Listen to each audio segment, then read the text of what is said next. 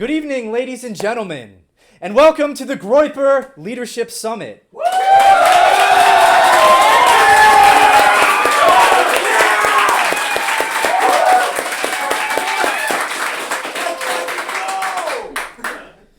So I'm Patrick Casey. I'm a political activist. I've been involved in dissident politics for close to 5 years at this point.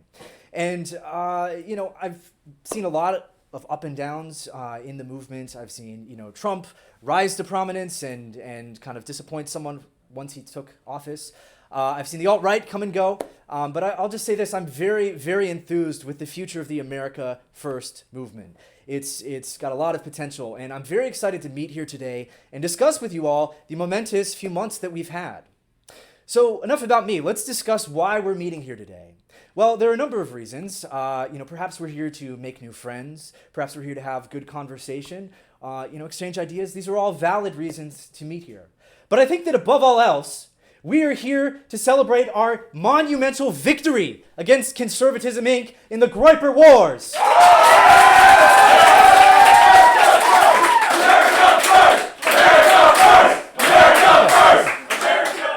Good stuff. Good energy. I like it. So let's begin with a recap of what happened in the last few months. Well, summer was fairly boring. We had some activism take place, a lot of content, right? I'm sure we brought a lot of people to our side. But toward the end of fall, I think it was in October, a few Groypers got together at, I believe it was a college in Colorado. That was the first real front, the first real battle in the Groyper War. And they asked Charlie Kirk some tough questions about a particular historical event and immigration and demographics. And now we've seen things like this in the past. This isn't the first time that Charlie Kirk and other Conservatism Inc. figures have been subjected to difficult questions during these Q&A sessions. However, for whatever reason, this event, this time, set off a chain reaction. You had Groypers who went out, dissidents who went out at basically every subsequent stop. And it seemed like it only grew. Every subsequent event only had more and more people. All kinds of questions about immigration, demographics, foreign policy, economics were asked. And you could really tell that the establishment didn't like this, right? It was very obvious that our people in the dissident right, America Firsters, were very unhappy, right? There wasn't, most of the questions were fairly civil, but there was a sense of grievance. And we absolutely have the right to be aggrieved because our ideas are shut out, we are silenced, we are deplatformed, and as much as Conservatism Inc. claims to value the free market of ideas, free speech, all of these things, it's very obvious that at the end of the day, what really matters to them is control, right? So I think it's very important that we understand just exactly what Conservatism Inc. is.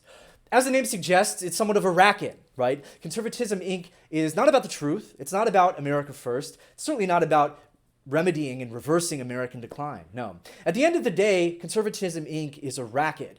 It is a movement that is propped up by donor money. It exists to serve globalist interests. And America at this point in time, and Western civilization overall at this point in time, can be rightfully defined as Orwellian, right? So what does that mean? Well, one can say that a society that is Orwellian is one that is defined by untruth. It is defined by falsity. And that means that the preservation of the status quo under an Orwellian society is dependent upon the suppression of the truth. And we see that nowhere better than in Conservatism Inc., right? Again, Charlie Kirk says that, when I asked my question to Charlie Kirk at OSU, I began framing the question saying that, I was banned from, CPAC, and multiple times he said, I didn't ban you from this event, though. No, but by his own admission, he didn't know who I was then. After finding out who I was, he proceeded to fearmonger about me and banned me from SAS, rather. They claimed, they banned me yesterday, they claimed that they're going to be refunding my $75, but until they do, Charlie Kirk personally owes me $75. And I'm going to get it, one way or the other, But the point is that yes, so globalism at the end of the day needs to be understood as the main threat. When we define the enemy as the left, as socialism, as one of these other, some of these other isms, and we see it only from the right, then, that perspective occludes the threat on the right. And during the election, one of the best parts of the 2016 election was the delegitimization of some parts of Conservatism Inc., right?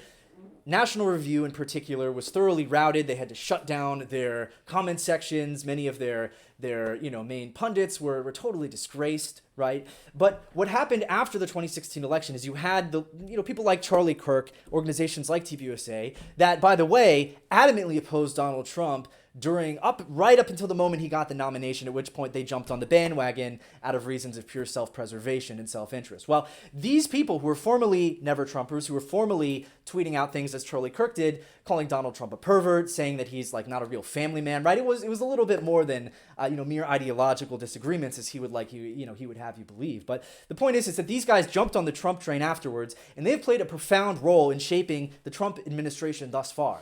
And I think the real spirit of 2016 is best exemplified in the America First movement. We are the ones who understand that something has gone terribly wrong in the administration. And it's not just something that's limited to Groypers, right, at this point. Anyone who is a sincere immigration patriot understands that something has gone terribly wrong. And I think that the dissident right, within which the America First movement is absolutely included, needs to, above all else, just diagnose what went wrong with the first term of Donald Trump's presidency. And there's much that we could discuss, and that's not the main reason that we're here tonight, but I think the main takeaway really is that Donald Trump staffed his administration with the wrong people. He had the wrong people whispering into his ear. And Conservatism, Inc. deserves quite a bit of blame for that. Now, at the end of the day, these are people that Trump invited in. No one forced them at gunpoint, as far as we know, to clown around with Charlie Kirk and invite Gary Cohn and other establishment insiders into his administration. In some cases, people who were Never-Trumpers up through 2017, right?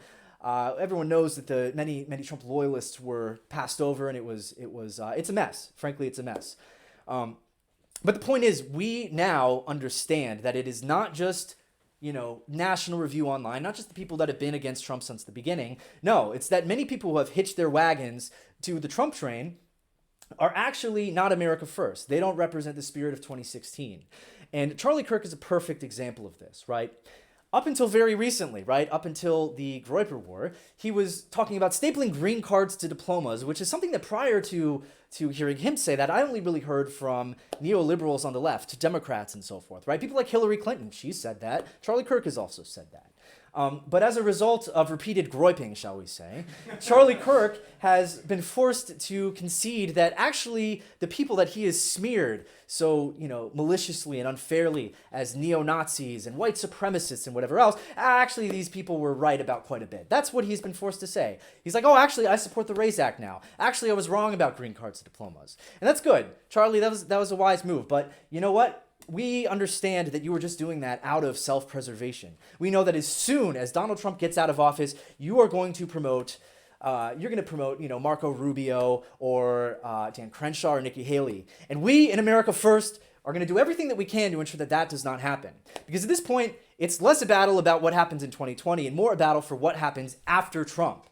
The only chance for America to be saved is if populism is able to move beyond Trumpism, is if someone comes along in 2024 and carries the mantle of nationalism, strikes down globalism, and is able to get elected and actually make things happen once he gets in office. And we understand that, right? We, again, understand that something has gone terribly wrong in the Trump administration, whereas Charlie Kirk and the others in Conservatism, Inc., who support the president, would have you believe that everything's great, right? We've seen, the stock numbers and the economy's doing better than ever. And perhaps more important than anything else, we've seen that black unemployment rates are lower than ever before. But, I think we in the dissident right are above all else, we are truth tellers, right? We are the ones who dare to point out that the emperor wears no clothes, that the establishment, that this regime is founded upon lies. And as a result of that, of course, the system has to keep people in line. They'll go after your livelihood, they'll go after your families, and that happens on the right as well. It absolutely does. I'm reminded of Dan Crenshaw saying that the people in the audience at ASU who are asking him tough questions about globalism, mass immigration, our relationship with Israel, were, what he told them, you're going to regret this later on, right? Because this is all going to be on the internet, and someday in the future, right, someone could find out who you are. So if you're right of center and you're not explicitly opposed to this system of soft totalitarianism that is an integral part of globalism, then you're no ally of ours. And in fact, you are an enemy of the best interests of America. And that is the case for many of these globalists on the right. Now, we in the dissident right, we understand a number of dissident truths. We understand that there are a number of controversial truths that are being suppressed by both the left wing and the right wing parts of the establishment. So one of the main ones that we hit on is the reality of demographics. There are many things that we can discuss with regard to demographics, right? We could talk about Robert Putnam's research that showed that in increasingly ethnic diverse societies, there's only lower levels of trust, right? Social capital is diminished. In this academic study that he published where he realized all this stuff, it's called A Pluribus Unum, and I'd highly recommend all of you read it. He's talking about all of these downsides to diversity. He says, well, the trade-off is good because we have better restaurants. So when you get to the point where even in academic studies, 40-page academic papers done by Harvard sociologists are citing, better food, restaurant variety as a reason to keep bringing in millions and millions of people from wildly different parts of the world, I think it's pretty safe to say that there aren't really any good faith, non-cynical arguments for mass immigration to be made. Now, one of the main things we discuss when we're talking about demographics is the effect that mass immigration from non-Western countries is having on our political institutions. Now, we should point out that we have broader aims for civilization and for America in particular than just ensuring that the GOP is able to keep winning elections, right? We don't want the Democrats to gain a permanent electoral majority, for the simple fact of the matter that it's obvious that we're not going to see any real change on the issues that we care about from the left. Now, again, I'm not losing sleep overnight because mass immigration means, Jeb Bush isn't going to be able to get elected in 2024. No, but at the bare minimum, it's very obvious that we're not going to see any change on the national level from anyone outside of the Republican Party. It's going to be someone like Donald Trump who comes along and acts contra the will of the GOP establishment, right? But the numbers are obvious, right? Black people, despite these 2% gains that Trump has made with them, continue to vote roughly 90% for the Democratic Party. They've voted that way for years and years, many election cycles.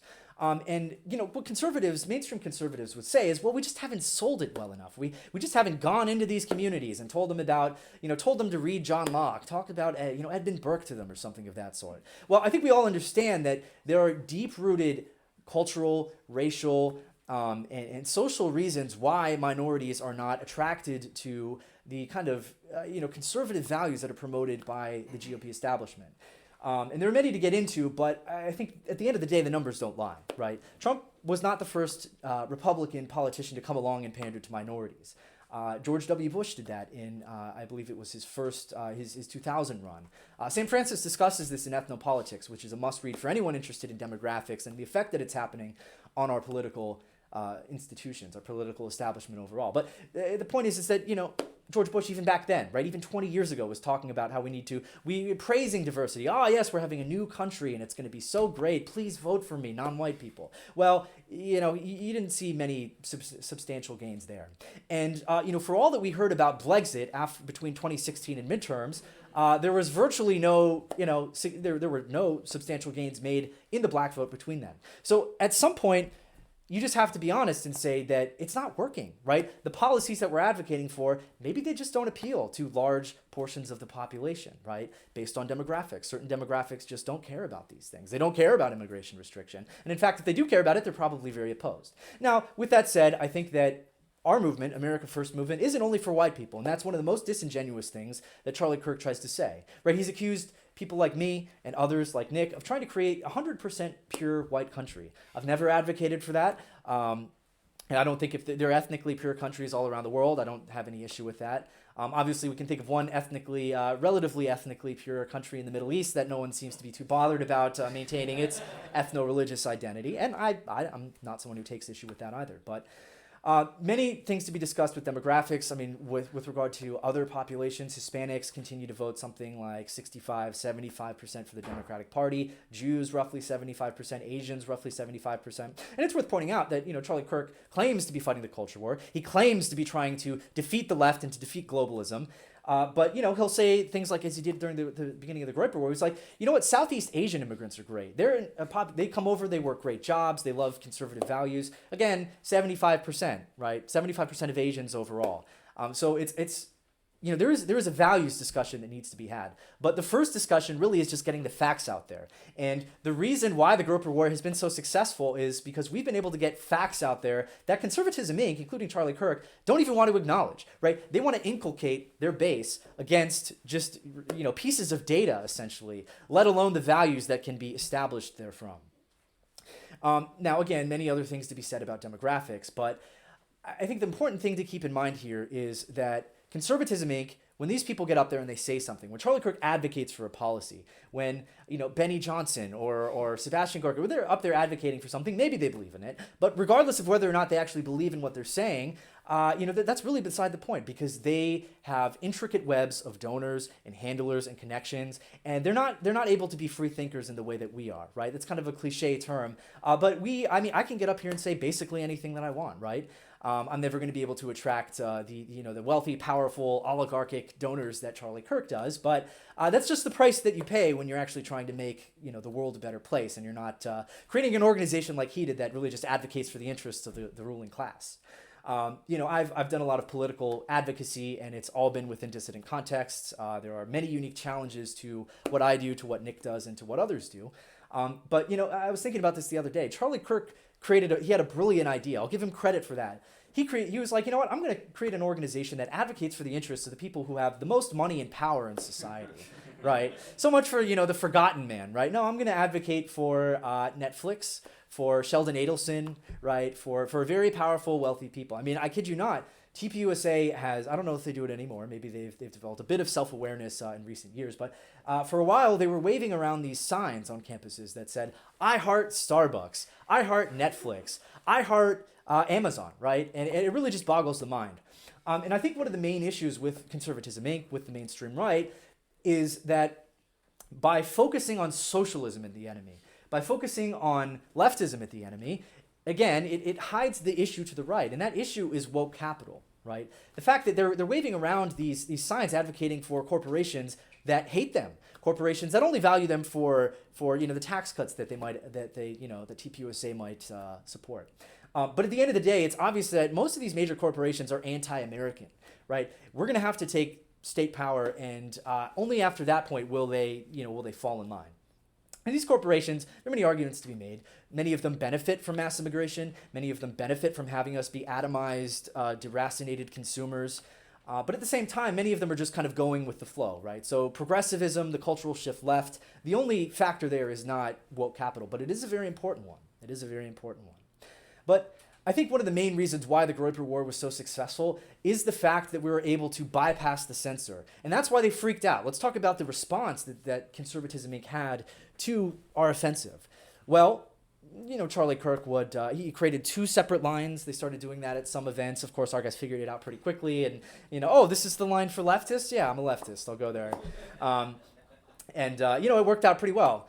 But other than that, they tried to shut down the Q&A session at, where was that, UCLA, right? You had Don Jr. on stage, Kimberly Guilfoyle, and I mean, that just really speaks volumes to what's going through their heads when we're out here talking about demographic change, talking about identity, talking about just the cultural shift to the left. They do not want their people to hear it. And what they've taken to now is they're not doing the live streams, right? For now, people are still able to live stream within the event, but they're chopping up, they're creating their own almost like Thug Life compilations of them responding very disingenuously to Groypers, not leaving out the context, and just hoping that their followers, who many of them are well intentioned, are looking on Instagram and seeing a 2-minute clip of Charlie Kirk saying disavow Identity Europa or whatever else.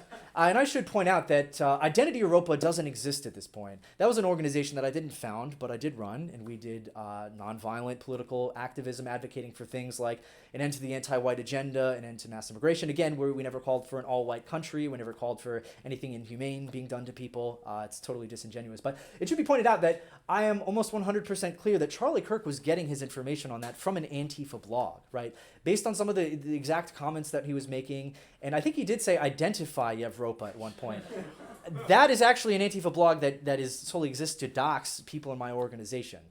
So that really says it all about how, where Charlie Kirk is getting his information from. And to wrap up, I want to discuss the issue of free speech with regard to us and, how we relate to TPUSA and Conservatism Inc. overall. No one on our side has ever made the argument that Charlie Kirk and others are legally obligated to debate us, to invite us into their private events, right? What we're really saying though is that if you do kick us out of your event for being for having ideas that you disagree with, then you can't style yourselves as champions of the free market of ideas, right? I mean that whole phrase is somewhat cringy, but that really is something that they take so much pride in, right? We love having debates, right? The left, they don't want to debate. And also, I'm going to ban you from my conference, and I'm going to call you a Nazi, and I'm going to make sure no one can hear what you have to say. They might engage with us to some extent when we force them to, right? When we're literally in the same room as them and they can't get away with us. But even if they're having a conversation, right? And in some of these events, like the Dan Crenshaw one, someone started asking a question, on July whatever, 1967, and they were like, all right, next question. So it's very clear that, that even their willingness to engage in that manner is a bit limited.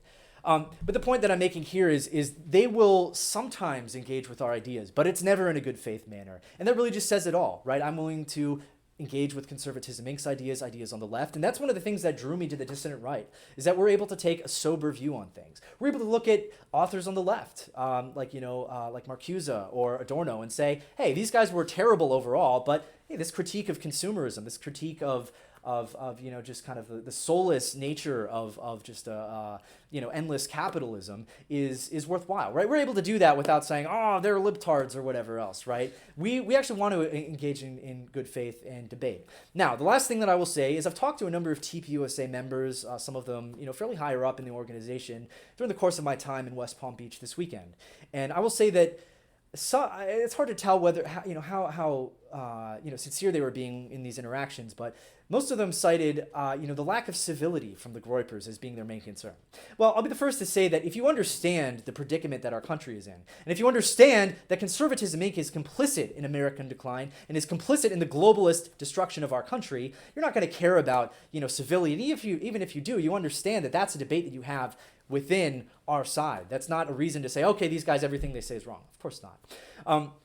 But let's point something out. When the establishment shuts us out, when the only engagement they do with us as individuals and as with our ideas is smear us, lie about us, slander us, we are under no obligations to play fair, right? And I'll say this, if the Groyper were, if we just went in there, nice, goody two-shoes, asking very respectful questions, would anyone be talking about that? No. Would anyone be here in this room right now? Maybe.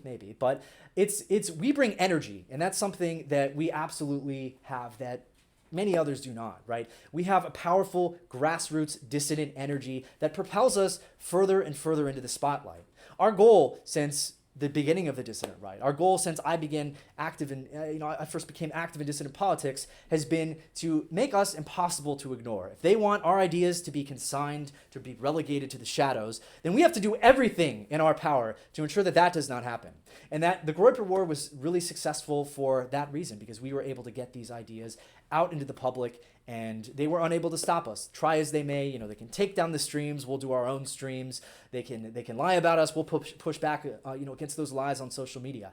And it's worth pointing out to TPUSA, Charlie Kirk, and everyone else in Conservatism Inc. You don't know what it's like to be fueled by idealism. You don't know what it is like to be fighting the good fight for the reason that you care about your people and your country. And that scares you, right? When I asked Charlie Kirk that question, he said, "You're getting so angry. I don't know why you're getting so angry." Of course, you can't relate to the energy that we bring, because we are in this for America. We are going to put America first, and there is nothing you can do to stop us.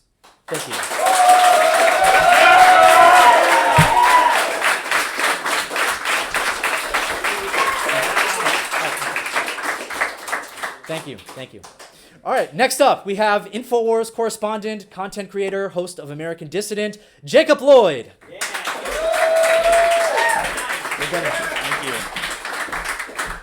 Thank you, Oliver. Another round of applause for Patrick Casey.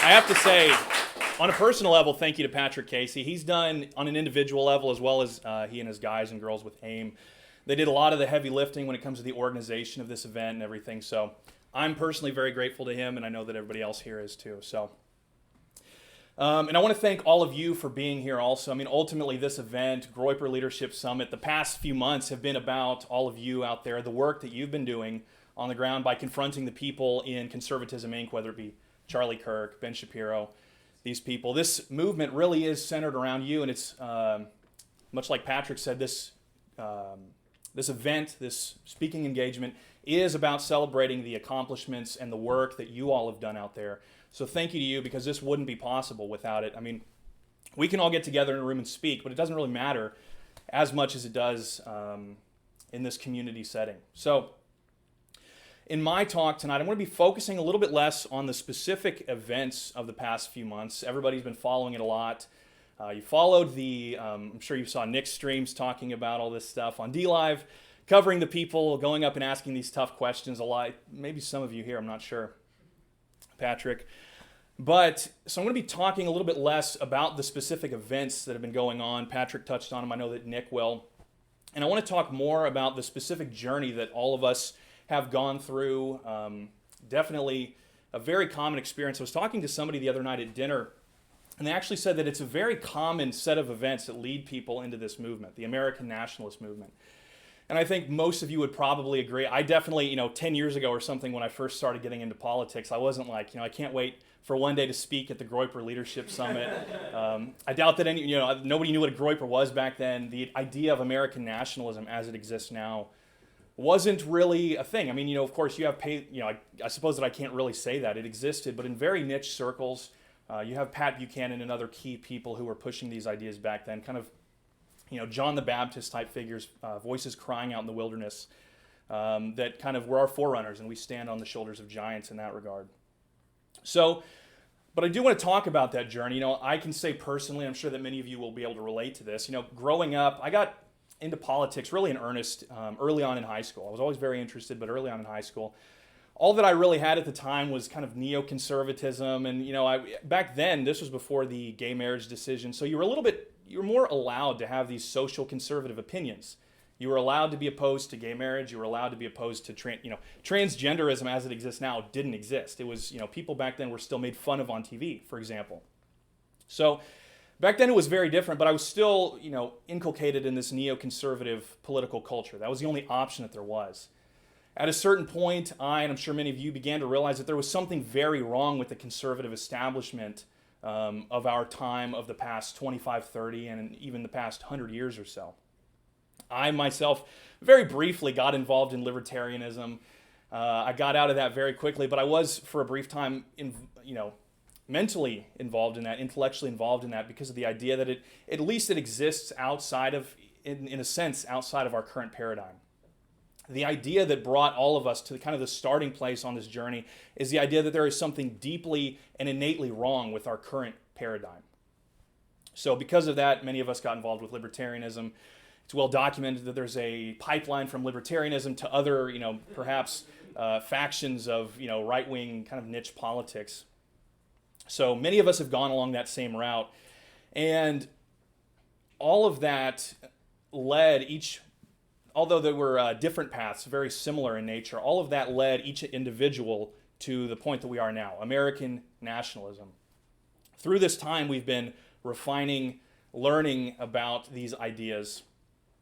And what you see now in the Groyper Wars is the culmination of that learning, the culmination of that refining of ideas, and now we're beginning to act. So, there's so many reasons that many of us have found a home in this American nationalist movement, and in the America First community with Nick. There is these ideas are ultimately true. There is a truth in these ideas which is deeply contrasted with the idea of facts and logic. Conservative Inc. is obsessed with this idea of facts and logic. Ben Shapiro is probably the one that popularized it the most. But they all jump into it, and it's the same reason that Charlie Kirk, for example, will say, that he'll debate anybody, anytime, anywhere, unless he doesn't want to. So, so there is no factual reason to care about your family. In these modern times, there's not. You could argue from a purely materialistic view in the past 100 years or so, there might have been some reason, some kind of group survival mechanism why we have families, why we have church communities. But there's no factual or even logical reason as to why somebody would need a family, would need a church community, an environment like this, for example, or even a nation. And I think that shows the foundational mistake that they make. There is no factual or logical reason without tapping into the deeply emotional motivations for those things. There's no factual explanation for pride or courage or happiness or beauty or any of these things, or even faith in many cases. So, these ideas are true. Theirs are not. Theirs are very bankrupt at the foundation.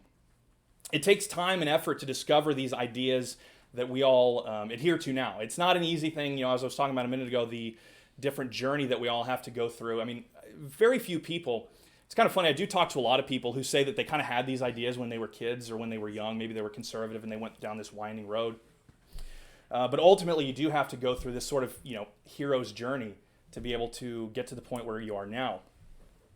So, and it's kind of funny because it took, Nick, and I don't say this in a derisive way, but it took like a 20-year-old kid sitting in front of a green screen took Patrick, who I don't think has any formal training in this at all. I mean, I don't think he went to school for anything having to do with political organizing or anything along those lines.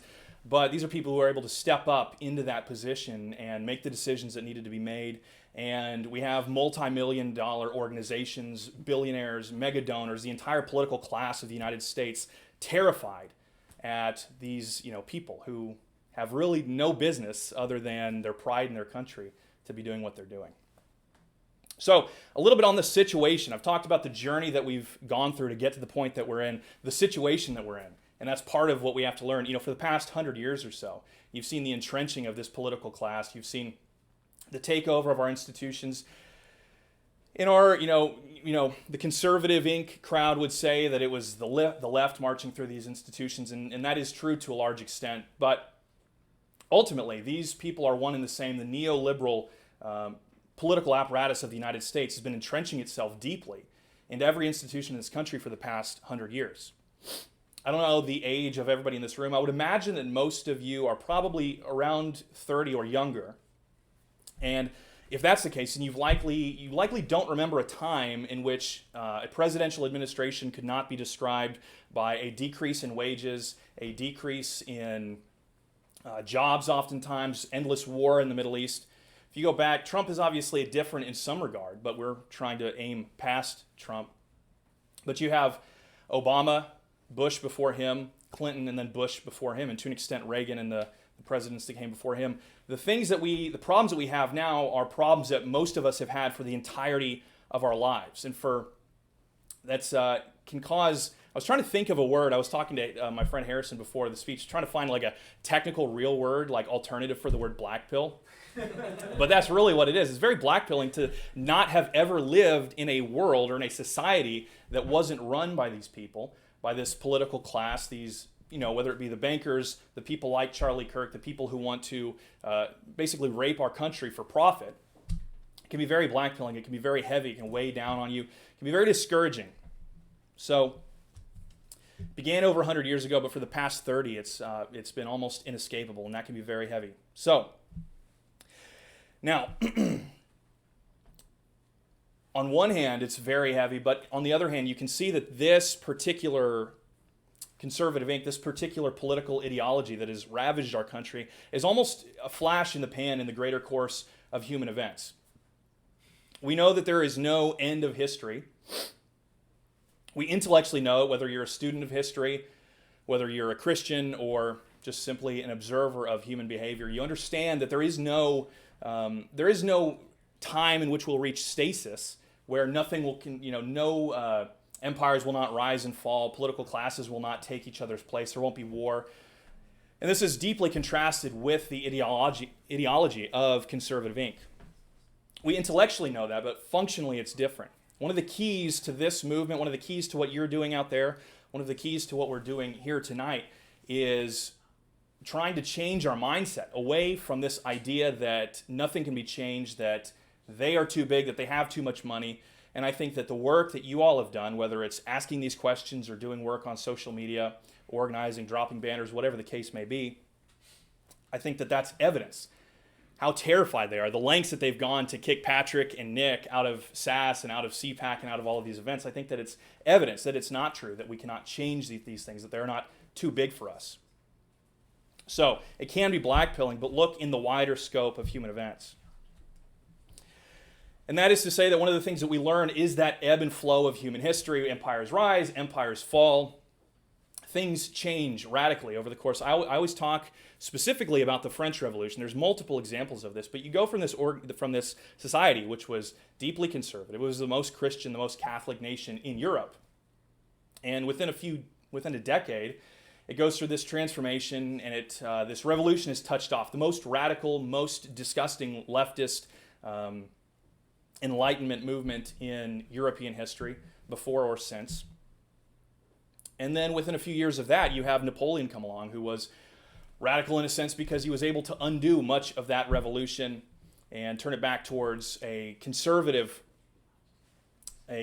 perspective with the monarchy and bringing back the church in.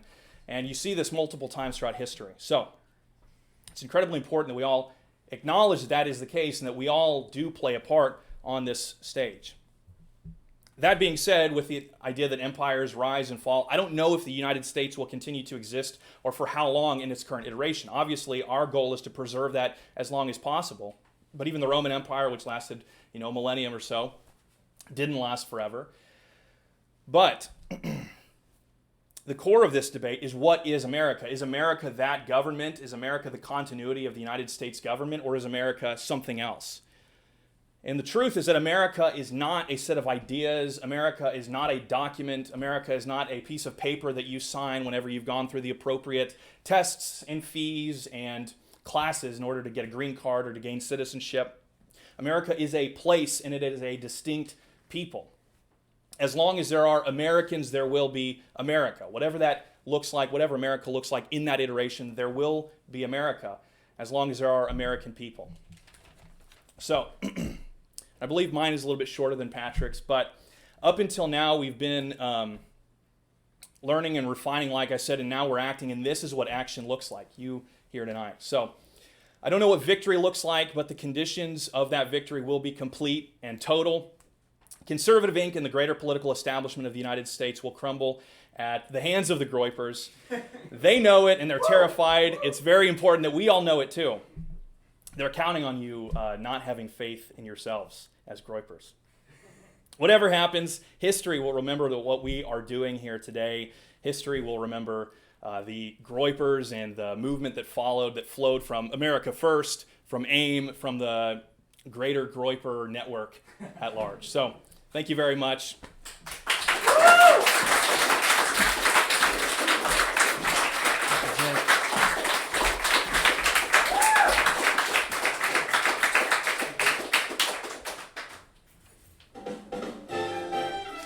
Next up, we have a very special guest.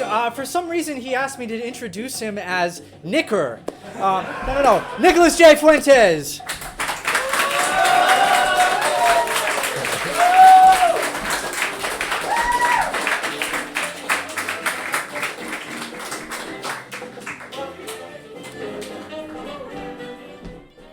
Well, hello, everybody. Thank you all for coming to the Groyper Leadership Summit. We are finally here. It's very funny throughout the Groyper Wars, which we have reviewed, I think, extensively in the last two speeches. We always hear from the Turning Point people. They say, why don't you just do your own event? I hear this from the Boomers. I hear this from Conservative Inc. people, very frustrated. They say, you keep crashing our events. You keep hijacking our events. Why don't you do one of our own? Well, we've done one of our own, and we're here, right? And we're here.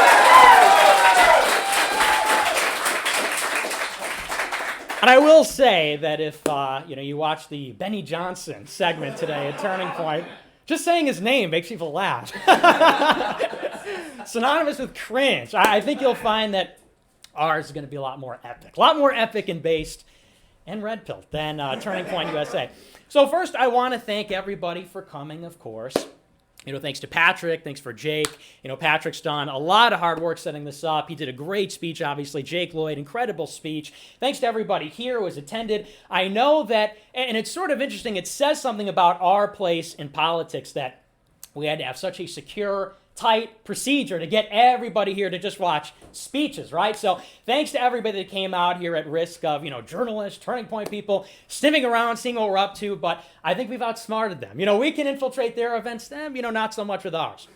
I also want to thank our internet audience. Of course, I'll be speaking to the people here in the room tonight, the Groypers, lots of them my friends, lots of them people I admire for asking questions, but we are also talking to an internet audience of something like, I think 10,000 live viewers right now.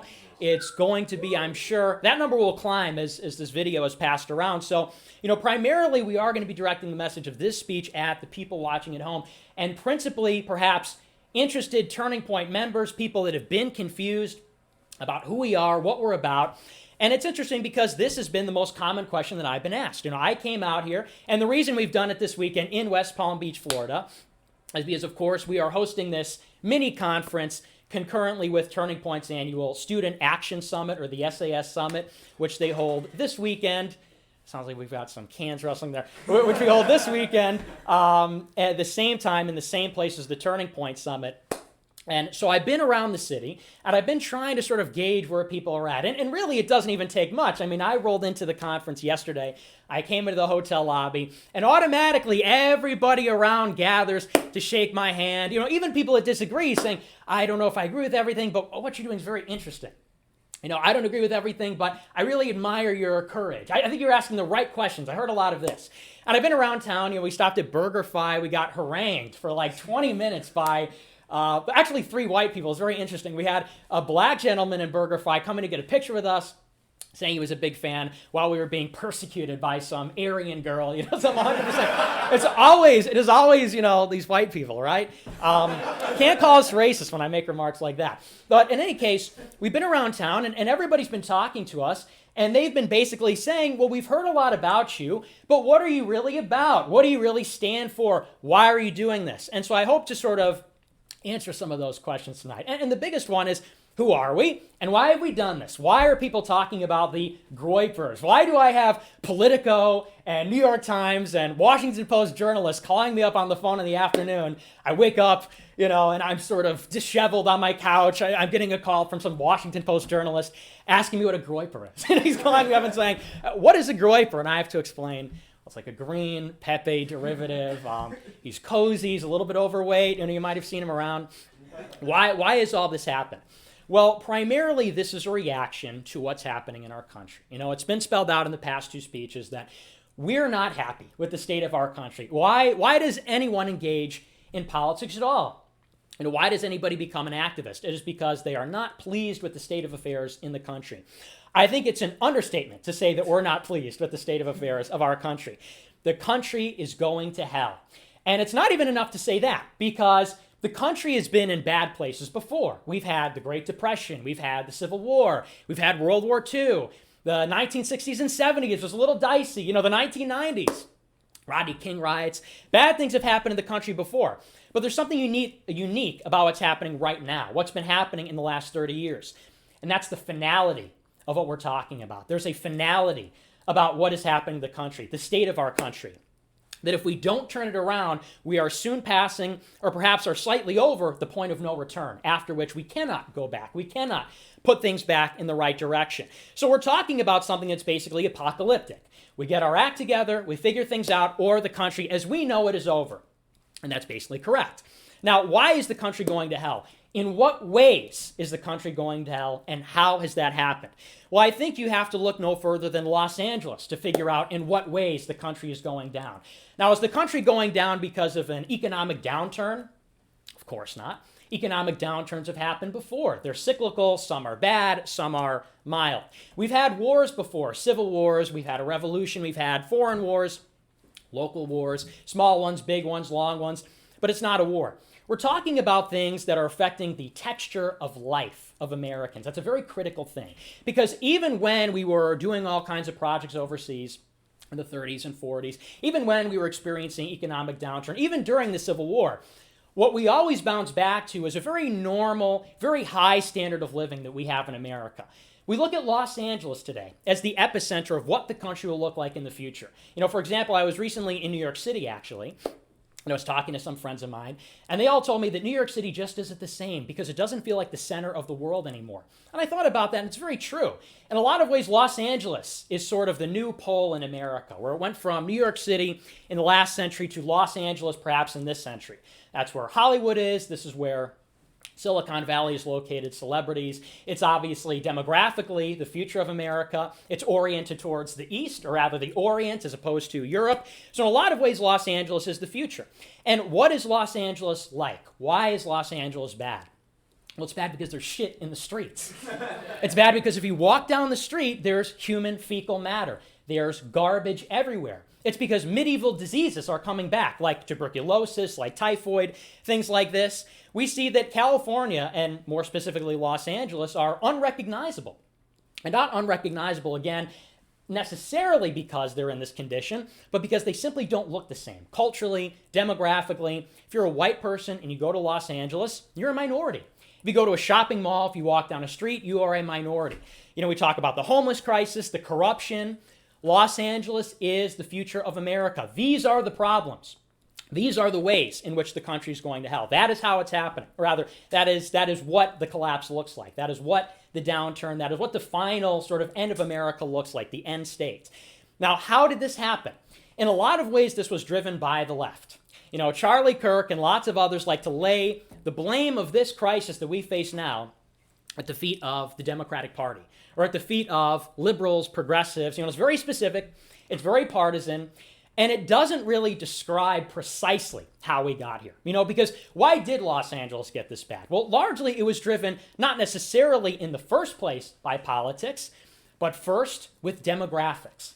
Los Angeles and broader California did not become democratic overnight.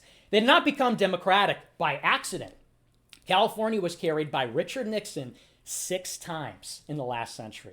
California was carried by Ronald Reagan 4 times in the last century, easily, when they were governors, when they were presidents. So it wasn't necessarily that California just started implementing these democratic policies, because how do they start implementing democratic policies? Well, they elected Democratic politicians in the last 30, 40 years. How did they elect Democratic politicians when previously they had only elected Republicans reliably and safely? Demographics. And everybody knows this. There was a report in the LA Times last month that admitted as much. The LA Times, which is not obviously a beacon of conservatism. We're not talking about American Renaissance. We're not talking about VDare. We're not talking about the legendary hacker 4chan. We're talking about the LA Times. Kind of a cheap joke, hacker 4chan. A little cringe at this point. We're talking about the LA Times that said that Republicans are terrified for their political future in Texas and in Georgia and in Arizona because the very same thing happening in all those states, and then consequently the country, already happened in California, which is what happened. You had mass immigration to California from Asian and Latin America. You had different people from different countries come into ours, and they changed the texture of life. And that changed how politics worked, and it changed the policies. And that, in combination with the policies themselves, created the state of California, created the state of Los Angeles. This is how it happened. But it wasn't simply the left. Of course, the right was complicit in these forces, because how did those immigrants get here? In George W. Bush's first 5 years in office, he let 8 million immigrants into the country. 8 million in 5 years. We've had 60 million immigrants come in since 1965, legal and illegal.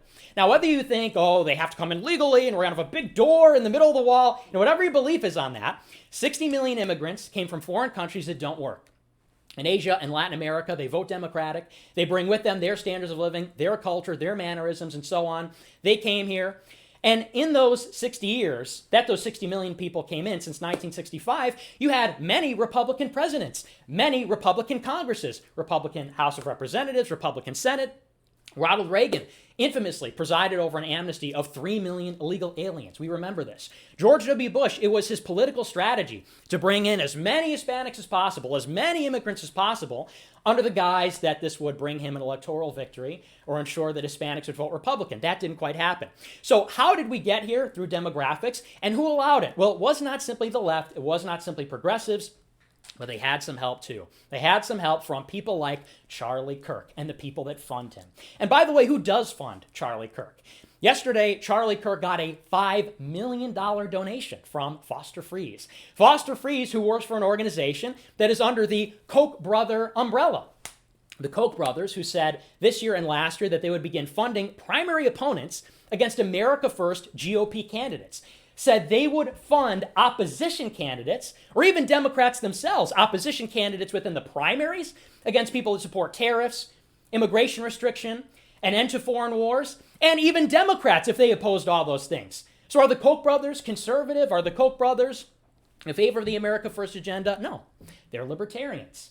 They're liberals, and they fund Charlie Kirk. And Charlie Kirk now has the biggest campus organization in the entire United States. They've bullied out of the conversation Young America's Foundation. They've bullied out of the conversation Young Americans for Liberty, the Leadership Institute, every single one of them. Charlie Kirk has the ear of the President of the United States himself and the President's son. The President's son, who we actually embarrassed at UCLA, which, nothing personal, Don Jr., we were going after Charlie Kirk.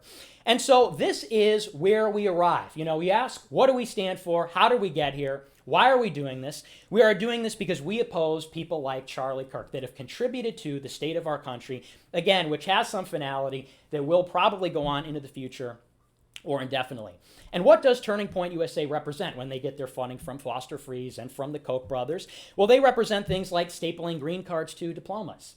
As Patrick said earlier, this is a line that was verbatim the same words used by Hillary Clinton, Joe Biden, I believe Nancy Pelosi. They said that every foreigner who comes through our schools and gets a diploma, we should staple a green card and let them stay in the country indefinitely. He supports things like the EB-5 and F-1 visa program, which variously let people buy their way into our country if they have $1 million.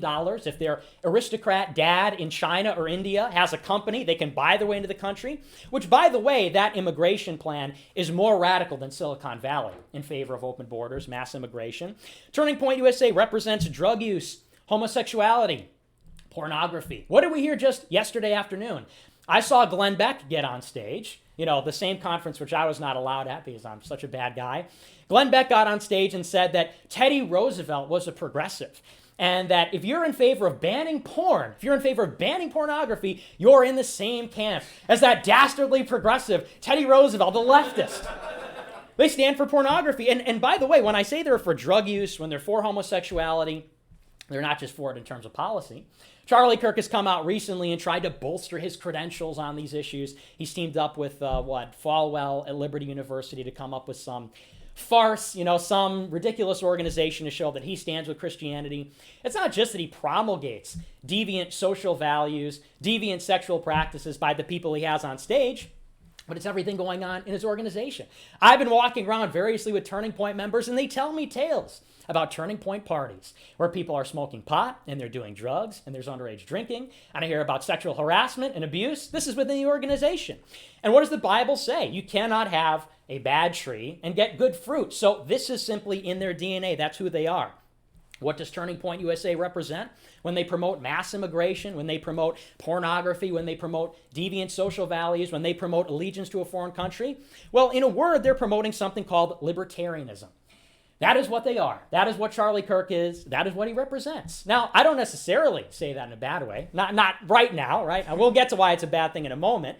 But without making any value judgment right away, you can say descriptively that Charlie Kirk is a libertarian. His value is that every atomized individual in this country is fine. Everything that happens in this country is fine, so long as people are unimpeded in their quest to satisfy their pleasures or desires. He's essentially in favor of hedonism. Do whatever you'd like as long as the government doesn't interfere. This is libertarianism. That is why, by the way, it is not infighting when we go and attack these people. Charlie Kirk is not in the same movement with us because he does not share the same values as us. His values are permissiveness, libertinism, hedonism. Our values are order, tradition, conservatism. We are the conservatives. That is what we are. We are the real conservatives.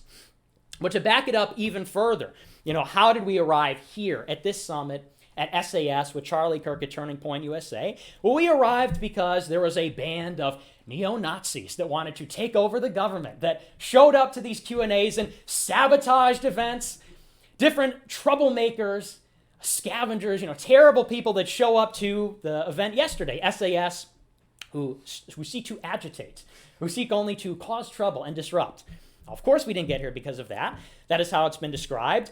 We got here because we showed up to Charlie Kirk's Q&A sessions, and we asked questions. You know, you might have heard a lot about the Groypers and what they write breathlessly in National Review and Daily Wire and all these different publications, is that we are trying to sabotage the conservative movement. How? By showing up to public events, by showing up to public question and answer sessions and asking questions and expecting answers. I showed up to the SAS conference yesterday. I spoke to a very fine security officer who told me I was being removed for agitating. He said verbatim that my mere presence was causing agitation. That is their definition of agitation. We are forcing the conversation. This is where we are. This is what we are doing. This is what we are about, is forcing the conversation that Charlie Kirk does not want to have. And ultimately, why are they shutting us down? Why are they censoring us? Why are they kicking us out of these events and describing us in this way? It's because it is a conversation that they do not want to have. You know, as the other speakers have indicated, Charlie Kirk likes to say that he wants to have a debate with anyone at any time on any issue. You see, he is a warrior in the battle of ideas, just like Ben Shapiro. You know, these are brave, courageous people. When it comes to leftists, they want to go to college campuses and they want to talk to some pea-brained leftist. You know, maybe they've got pink hair, maybe they're in a wheelchair, maybe they're in crutches, I don't know, maybe they got period blood on their faces. You remember? That's what happened. I know it's a little vulgar, but that did happen at one of Milo's events. They want to debate people like this. So they want to have a free conversation when it's in their control. Well, that's not a free conversation, right? That is not a free and open dialogue. So why the hypocrisy? Why the SPLC leftist smear tactics? They say we're white supremacists, neo-Nazis, racists. Benny Johnson at one point said that we were the new Westboro Baptist Church kids, which is striking. I will say, just as a bit of a detour, the word racist, we should say, is an anti-white slur. It's about time somebody said that. That the word racist carries no content other than to say, you're white, shut up. And I'll add, thank you. And I'll add, by the way, that calling somebody the new Westboro Baptist Church kids or theocrats is an anti-Christian slur. That's exactly what that is. You know, somebody should tell Benny Johnson that he should stop cheating on his wife, Nurse Kate, with men. Maybe that's why. Maybe that's why he's got such a problem with Christians. You know, he sees these Groypers with the crosses and the rosaries, and he sees the sadness on Nurse Kate's face when he returns home from these conferences, and she shakes her head and says, you know, you're cheating on me with men again. Very sad, very sad. Stop cheating on your wife, Benny. I feel bad for Nurse Kate. She deserves better than this. She's a nurse. She didn't go to nursing school so she could get cheated on by her husband with men. I mean, that's gross. That's disgusting. So, in any case, so back to refocus the speech here. Benny Johnson, you know, he's a very, very charismatic guy. They use these tactics. They use these anti-white, anti-Christian, fundamentally anti-American slurs, as I said, and they are hypocrites on the free speech issue because this is a debate that they do not want to have.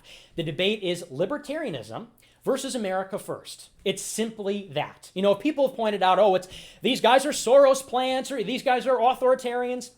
It's really very simple. They are libertarians. We are America first. Now, if you're a libertarian, you're a liberal. This is why they call themselves classical liberals. This is why they say that they're the true heirs to the founding fathers, which they're not, by the way. You know, that's why they read Ayn Rand. That's why they read Austrian school economists. It is because they are libertarians, and libertarians are liberals. We are the real conservatives. And ultimately, what would this debate look like? What would be the big questions? What would be the big conversations? Well, in the first place, the debate would be this. You know, people ask what we stand for. We know what Charlie Kirk stands for. He believes that America is a propositional nation. Now, what does that actually mean? We hear this a lot from National Review intellectuals, and they like to dress it up in this very conceptual academic language. You know, you read in like Russell Kirk or ISI publications. This is a propositional nation. Well, he said at some Zionist fundraiser or something, he said that America, what that means that we're a propositional nation, it means that America is merely a placeholder for ideas. He said that I love the Grand Canyon. He said, I love Chicago, and I love New York, and I love the people, and I love the land. Something to this effect. You can look up the clip. He said, but fundamentally, if all that goes away, and we're just on an island, but we have the ideas, that would be America. So the first debate would be, what is our country? What is America? If we see that we have a problem or that America has gone astray or awry or we've taken a wrong turn, we have to figure out, how do we get back? What's the roadmap? What should America look like? What is America?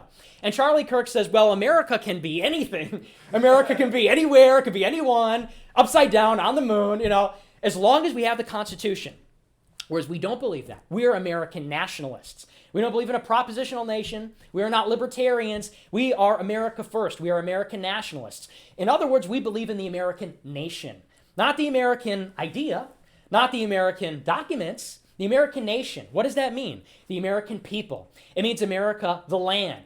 It means that what motivates me to get out of bed and do these things, why does this jerk go around and upset our events?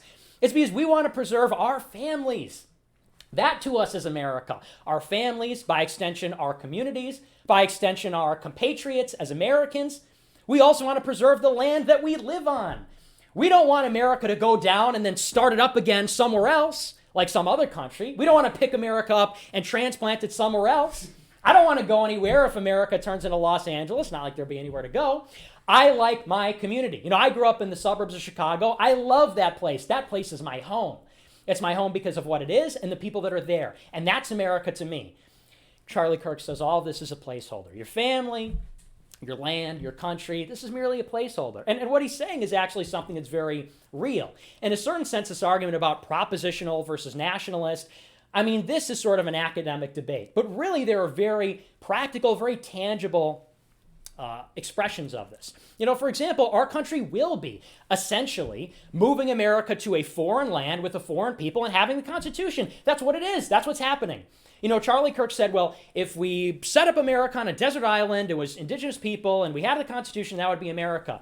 How's that any different from the forecast where we are today, right? It's going to be a different topography because of the pollution, the trash, the shit, and it's going to be different people. We might as well. We're importing a whole new polity, we're importing a whole new citizenry onto our land, and we still have the Constitution. That's what he's describing, and that's what he's in favor of. We're resisting that. What else would be a part of the debate about America first versus libertarianism? It'd also be Christianity versus secularism. That's the other consequence. America is not just simply the people and the land, but it's also the faith that animates the nation, which is Christianity. It's not liberalism. It's not freedom. It's not Milton Friedman's free to choose. It is Christianity. Is this a debate that Charlie Kirk would like to have? A debate about whether or not we're going to be a nation that promotes chemical castration of children? A nation that allows drag queen story hours? A nation that allows gender to not exist? I had Elijah Schaefer come up to me today, and he said that he changed his official gender in California to X, and his pronouns are pee-pee and poo-poo. And, that's kind of funny. It is kind of funny, admittedly. But that's not a country we want to live in. Or do we want to live in a country where you've got decent, virtuous, orderly people, where you have families that are not made up of, polyamorous couples and people wearing wigs and, completely androgynous people. It's not Benny Johnson in the middle of some kind of sandwich at some weird Turning Point sex party. It's going to be men and women, and they're going to be having children. And the foundation of the country will be families. That's another facet of the debate. And so lastly, in the last part of the debate, I might be sort of leading on there, is going to be individualism versus families. Are we going to be a society that puts the individual as the highest unit that we order our country, or is it the family? And this is where I think a lot of the economics comes into play. Charlie Kirk is in favor largely of capitalism. I think this is the only thing that he really has conviction about. Donald Trump, he said in January 2016 that Donald Trump is a terrible person. How could any Christian vote for somebody who is an adulterer and has so many divorces? So he doesn't really care about Donald Trump. When it comes to Christianity, again, here's somebody that is going to sit on stage with deviants, and he's going to promote deviancy, but then say, oh, no, but in my private life, I'm Christian. What does that really mean? How can you be a private Christian? You have to represent your faith in public. He doesn't really care about that. He says he's an American patriot. Again, he's in favor of the destruction of America through demographic change. He doesn't really care about that. It seems to me his only conviction is in the free market. His only conviction is in capitalism. This is why people fund him, because ultimately when you're going to these things, as Patrick talked about earlier, you're going to see signs that say Netflix, we support Amazon, we support all these different things. Underlying all of this is the idea that the only sort of organizing principle in the country is that individuals can do whatever they want. There's only one problem. We don't live in a society of individuals. We don't live in a country of individuals. We don't live in a world of individuals.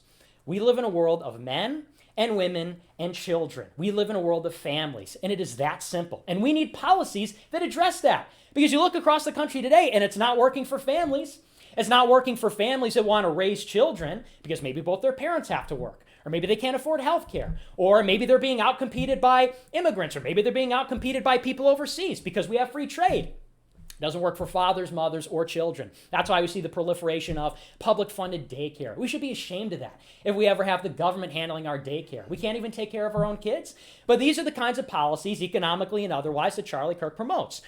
Or should we have policies that support the family? Things like paid maternity leave, protecting the American worker, protecting jobs, opposing feminism, not just when it's easy and convenient, not just saying that we oppose feminism because it looks silly or these people are yelling at us or because, it's third wave feminism and that's the most extreme, but saying that the backbone of the society is mothers raising their children in the home. That is what we stand for. And so across this debate, libertarians versus American nationalism, it's this simple.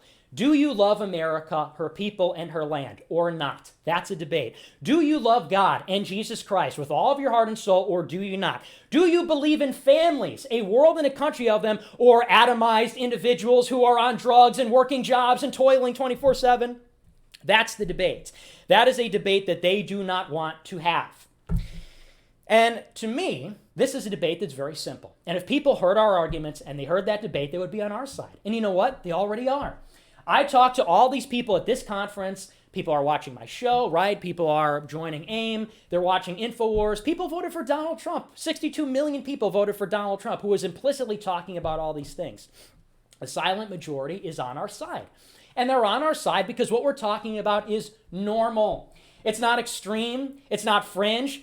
Charlie Kirk got up on stage in one of these Q&As, and somebody says, why do you want mass legal immigration? Don't you think that's just as bad? Something to this effect.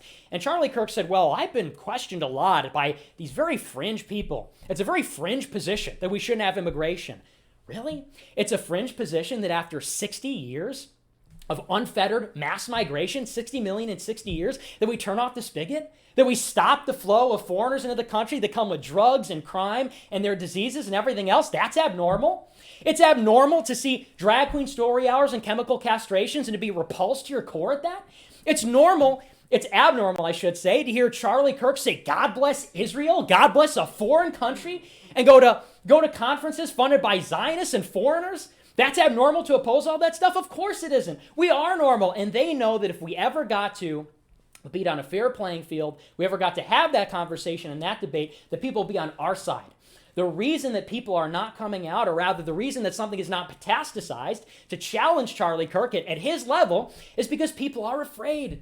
Because they know that if they come out and say these normal things that we're saying, what's going to happen to them? They're going to be called racist. They're going to be called white supremacist, Westboro Baptist Church. They're going to be fired from their jobs. They're going to be blacklisted. And that's exactly what Turning Point USA has done. And this is what they count on. This is how they've dominated our country for 30 years. Through this linguistic, political correctness control, through the control of language, through the control of the conversation. That is how they win, is if people are afraid. And I've heard a lot of feedback over the course of the Groyper War from people coming up to me and saying, oh, Nick, your tone is just so controversial. These jokes that you're making, is it really worth it? It's always worth it, by the way. But they say, because it's dopamine. You laugh at my jokes and it makes me feel good. And that is worth it. But seriously, they say, oh, well, Nick, the way you're coming across, people, even if they agree with me, I talked about this with Elijah Schaefer as one example. I see where you're coming from. I see what you're saying. But, you're turning a lot of people off. They're going to think you're racist. They're going to think you're sexist. They're going to think you're anti-Semitic. I'm tired of caring what the left thinks. I care about the future of the country. We have to say what we mean. We have to do what we think is right if we're going to save it. That's the only way. So we can't be afraid of, they're going to call us names and so on. We have to fight the battle. And if we do, then we will win. And to me, it's really this simple. Groypers must lead. If if we as young, maybe it's time to retire that. It's a little silly, but if we as young America First patriots and nationalists lead, the country will follow us. Thank you.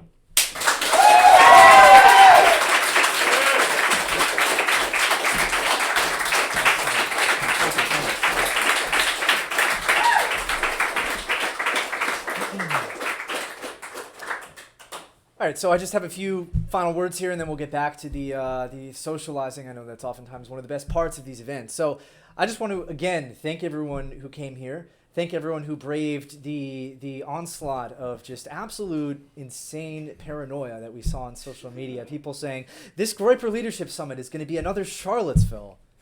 What? Comparing a private vetted gathering to a mass public rally planned months ahead of time. It actually is insane. You have to be insane or operating in bad faith to make such an accusation. I'll leave everyone to interpret the motives of the people involved in these kinds of smears on your own. But I will just say this, that the future of our movement, right, it is not doing these mass rallies. We've seen that is not a good way. As long as there is a social cost to being a dissident, to advocating for what Nick rightfully described as really normal, healthy things, then much of our movement is going to be behind the scenes. There do need to be content creators such as myself, Jake, Nick, clearly many others are doing that. There's a lot that you can do anonymously on the internet, so let's not disparage or downplay the online Groypers and other Twitter accounts who are doing great work. But I just want to say this, that if we do nothing, then it's over, right? Thousands of years of Western history will have been for naught, right? We will be erased, and we will be essentially an anecdote in Chinese history, right? The Chinese, hundreds of years from now, will look back on us and say, wait, why did they do that, right? Why did they open their floodgates? And you know what? If you read some like Chinese forums and so forth, I have Chinese, people have translated this stuff and posted. A lot of these people, in other countries as well, are like, why are Americans doing this? Why are they opening the floodgates? Why are they just rolling over and dying? And that's a much broader discussion to be had. But if we do nothing, then it's over. It's all over. And we absolutely have the ability to affect change. Don't let anyone tell you that there's nothing to be done or there's no hope affecting change, right? Look at where we are now compared to where we were a few months ago. And that was the result of the Groyper War. That was the result of people taking smart, calculated risks. So again, the answer is to not do anything and sit, on your computer and just assume that anyone who's doing this publicly is funded by the Chinese / the Russian / Dugan / the feds or whatever. It's not to be that, but at the same time, it's not to be reckless, right? You guys all have, you rightfully should be taking care of your OPSEC, of your anonymity and so forth. And that's just what life is as a dissident. So with that, I will conclude. I do want to thank, before we wrap up here, I want to thank everyone who helped donate. We don't have any mega donors. We have people that gave, hundreds and so forth, some less, some a little bit more. I want to thank you guys. This couldn't have happened without you. This movement, we're doing this on a shoestring budget. This is absolutely grassroots. We have an energy that is authentic, that is sincere, that is grassroots, that the establishment simply doesn't have. And that's a big part of the reason why they fear us. I want to thank everyone who helped with the logistics for this event. And I just want to thank everyone who's continued to support me, Jake, Nick, all of the other people who are fighting the good fight in the dissident right. We're going to win this. Don't let anyone tell you that we're not. Thank you. Boomer generation and its consequences have been a disaster for the human race. Americanism, not globalism.